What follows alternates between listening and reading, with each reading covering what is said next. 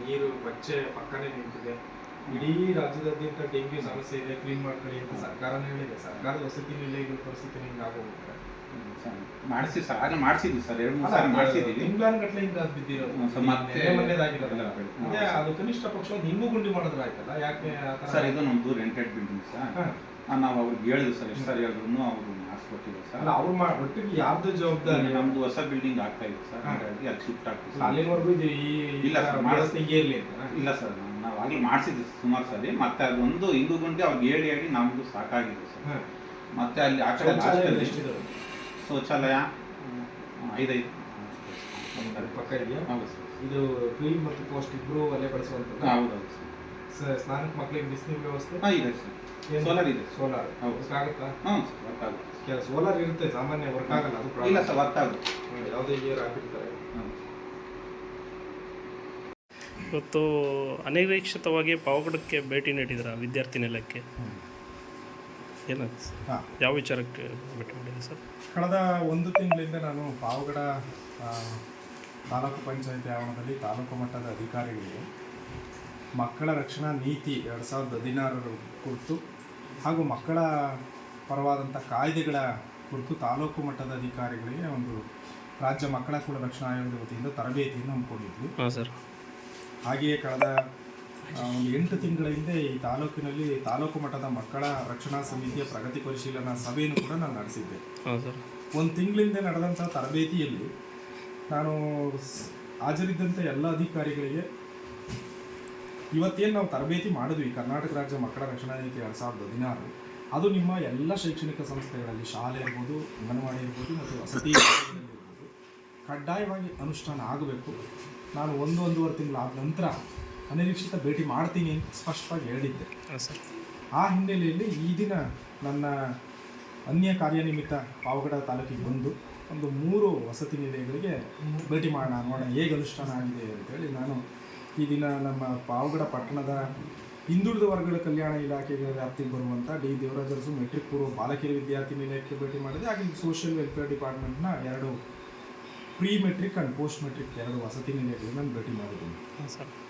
ನಾನು 1.5 ವರ್ಷಗಳ ಹಿಂದೆ ಪಾವಗಡ ತಾಲೂಕಿನ ಒಂದು ವಸತಿ ಶಾಲೆಗೆ, ವಸತಿ ನಿಲಯಕ್ಕೆ, ಹೆಣ್ಣು ಮಕ್ಕಳ ವಸತಿ ನಿಲಯಕ್ಕೆ ಭೇಟಿ ಮಾಡಿದ ಸಂದರ್ಭದಲ್ಲಿ ಕೋಟಾ ಅಟೆಂಡೆನ್ಸ್ ಹಾಕಿರುವಂಥದ್ದು ನನ್ನ ಗಮನದಲ್ಲಿ ಬಂದಿತ್ತು. ಇನ್ಕ್ಲೂಡ್ ನನ್ನ ಜೊತೆ ತಹಶೀಲ್ದಾರರು, ತಾಲೂಕ್ ಪಂಚಾಯತ್ ಇಒ ಮತ್ತು ಸುಮಾರು 6 ಅಧಿಕಾರಿಗಳು ನನ್ನ ಜೊತೆಗಿದ್ದರು.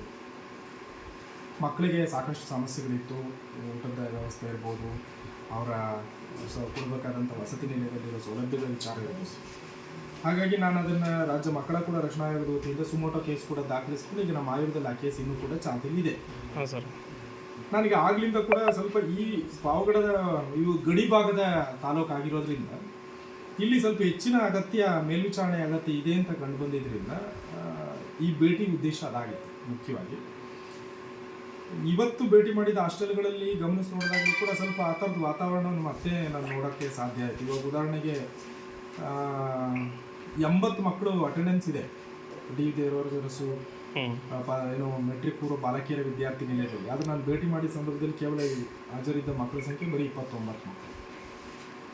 ಮತ್ತು ಈ ವಸತಿ ನಿಲಯದಲ್ಲಿ ಮಕ್ಕಳ ಜೊತೆ ನಾನು ಮಾತಾಡಿದಾಗ ಕಂಡು ಬಂದಿದ್ದು, ಅದರಲ್ಲಿ ಸುಮಾರು 8-10 ಮಕ್ಕಳು ತಿಂಗಳಾನುಗಟ್ಟಲೆಯಿಂದ ಅವರು ಹಾಸ್ಟೆಲ್ನಲ್ಲಿ ಇಲ್ಲದೇ ಇದ್ದರೂ ಕೂಡ ಅಟೆಂಡೆನ್ಸ್ ಪರಿಶೀಲನೆ ಮಾಡಿದಾಗ 5ನೇ ತಾರೀಕುವರೆಗೂ ಅಟೆಂಡೆನ್ಸ್ ಇದೆ, ಅವ್ರಿಗೆಲ್ಲರಿಗೂ ಹಾಕಿದ್ದಾರೆ.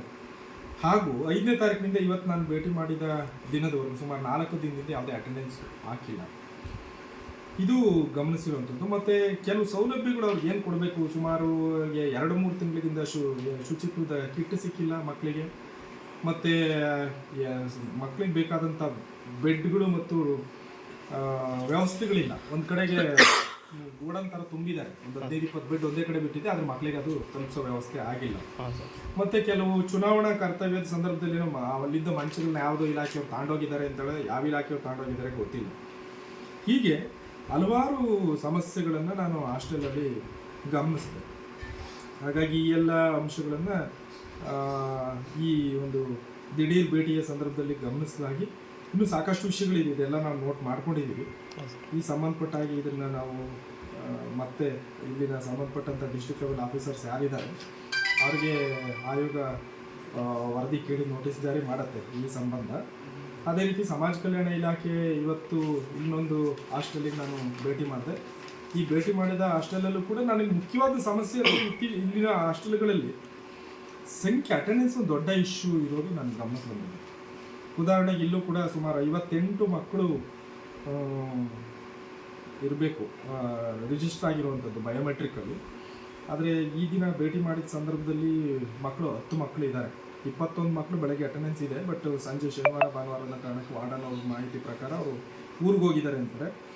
ಬಟ್ ಊರಿಗೆ ಹೋದರೆ ರಜೆ ಚೀಟಿ ತಗೋಬೇಕು, ಬಟ್ ಇಲ್ಲಿ ರಜೆ ಚೀಟಿ ತಗೊಳ್ಳೋ ವ್ಯವಸ್ಥೆ ಇಲ್ಲ ಅನ್ನೋದು ನನಗೆ ಆಶ್ಚರ್ಯ ಆಯಿತು. ಯಾಕೆಂದರೆ ಮಕ್ಕಳ ಸೇಫ್ಟಿಯ ವಿಷಯ, ಅದರಲ್ಲೂ ವಿಶೇಷವಾಗಿ ಈಗ ಹೆಣ್ಣುಮಕ್ಳ ಹಾಸ್ಟೆಲ್ ನಾವು ನೋಡಿದಾಗ ಸುಮಾರು 20 ಚಿಲ್ಲರೆ ಮಕ್ಕಳು ಅವರು ರಜೆ ಚೀಟಿನೂ ಕೂಡ ಕೊಟ್ಟಿಲ್ಲ. ಹಾಗಾಗಿ ಅವ್ರ ಕತೆ ಏನು, ಮತ್ತು ತುಂಬ ಮಕ್ಕಳು ಆರೋಗ್ಯದ ಸಮಸ್ಯೆ ಹೇಳ್ಕೊಂಡು ಅವರು ಏನು ಮಾಡಿದ್ದಾರೆ, ಗೈರು ಹಾಜರಾಗಿದ್ದಾರೆ. ಯಾಕೆ ಅಷ್ಟು ಮಕ್ಕಳಿಗೆ ಆರೋಗ್ಯದ ವ್ಯವಸ್ಥೆ ಏನು, ಇಲ್ಲಿ ಅವ್ರ ಮಕ್ಕಳಿಗೆ ಗಂಭೀರವಾದಂಥ ಆರೋಗ್ಯದ ಸಮಸ್ಯೆಗಳು ಇರುವಂಥದ್ದು ಕಂಡುಬಂದಿದೆ. ಮತ್ತು ಸ್ವಚ್ಛತೆಗೆ ಸಂಬಂಧಪಟ್ಟಾಗ ಕೂಡ ಅಷ್ಟೇನು ನೀಟಾಗಿ ಮೇಂಟೈನ್ ಮಾಡ್ತಾ ಇಲ್ಲ, ಅದು ಇನ್ನೊಂದು ದೊಡ್ಡ ಇಶ್ಯೂ. ಈಗ ನಾನು ಇಲ್ಲಿ ಭೇಟಿ ಮಾಡಿದ ಈ ವಸತಿ ನಿಲಯದಲ್ಲಿ ಕೈ ತೊಳೆಯೋ ಜಾಗದಲ್ಲೇ ಕೊಚ್ಚೆ ನಿಂತಿದೆ. ರಾಜ್ಯದಾದ್ಯಂತ ಡೆಂಗ್ಯೂ ಜ್ವರ ಇದೆ, ಕ್ಲೀನ್ ಮಾಡ್ಕೊಳ್ಳಿ ಅಂತ ರಾಜ್ಯ ಸರ್ಕಾರ ಹೇಳಿದ್ರು ಕೂಡ ಇಲ್ಲಿ ಸ್ವಚ್ಛತೆದೊಂದು ದೊಡ್ಡ ಇಶ್ಯೂನ ನಾವು ನೋಡ್ತಾ ಇದ್ದೀವಿ. ಮತ್ತು ಕರ್ನಾಟಕ ರಾಜ್ಯ ಮಕ್ಕಳ ರಕ್ಷಣಾ ನೀತಿ ಮೇಲೆ 2 ತರಬೇತಿ ಈ ಜಿಲ್ಲೆಯಲ್ಲಿ ನಡೆದರೂ ಕೂಡ ಈ 2 ಹಾಸ್ಟೆಲಲ್ಲಿ ಎಲ್ಲೂ ಕೂಡ ಮಕ್ಕಳ ರಕ್ಷಣಾ ನೀತಿ 2016 ಅನುಷ್ಠಾನ ಮಾಡಿದ್ದು ನಾನು ನೋಡಲಿಲ್ಲ. ದುರದೃಷ್ಟವಶಾತ್ ನಮ್ಮ ವಾರ್ಡನ್ ಅವರ ಮಾಹಿತಿಯ ಪ್ರಕಾರ ಇವರಿಗೆ ಯಾವುದೇ ಡೈರೆಕ್ಷನ್ ಇಲ್ಲ ಅಂತ ಹೇಳ್ತಾರೆ. ಹಾಗಾಗಿ ಜಿಲ್ಲೆ ಮತ್ತು ತಾಲೂಕು ಮಟ್ಟದಲ್ಲಿ ಅಧಿಕಾರಿಗಳಿಗೆ ನಾವು ಟ್ರೈನಿಂಗ್ ಕೊಟ್ಟಿದ್ದು ತಳಮಟ್ಟಕ್ಕೆ ರೀಚ್ ಆಗದೇ ಇದ್ದರೆ ಮತ್ತು ಮಕ್ಕಳಿಗೆ ಉಪಯೋಗ ಆಗದೇ ಇದ್ದರೆ ಟ್ರೈನಿಂಗ್ಗಳು ಮೀಟಿಂಗ್ಗಳು ಏನು ಪ್ರಯೋಜನ, ಕೇವಲ ಸಭೆ ಸಮಾರಂಭಕ್ಕೆ ಆಗಲಿಕ್ಕೆ ಸೀಮಿತ ಆಗೋದ್ರಲ್ಲಿ ಅರ್ಥ ಇಲ್ಲ. ಹಾಗಾಗಿ ಇದನ್ನೆಲ್ಲ ಸ್ವಲ್ಪ ಗಂಭೀರವಾದ ವಿಷಯಗಳಿದೆ. ನಾವು ರಾಜ್ಯ ಮಕ್ಕಳ ಕೂಡ ರಕ್ಷಣಾ ಆಯೋಗದಿಂದ ಇದನ್ನು ಸ್ವಯಂ ಪ್ರೇರಿತ ದೂರು ದಾಖಲಿಸ್ಕೊಳ್ತೀವಿ ಮತ್ತು ಇದು ಸಂಬಂಧ ವಿಚಾರಣೆ ನಡೆಸಿ ಈ ಲೋಪದೋಷಗಳ ಕಾರಣ ಏನು ಅನ್ನೋದ್ರ ಮೇಲೆ ವಿಚಾರಣೆ ನಂತರ ಮುಂದಿನ ಕ್ರಮವನ್ನು ರಾಜ್ಯ ಮಕ್ಕಳ ರಕ್ಷಣಾ ಆಯೋಗ ತಗೊಳ್ತೀವಿ. ಈಗ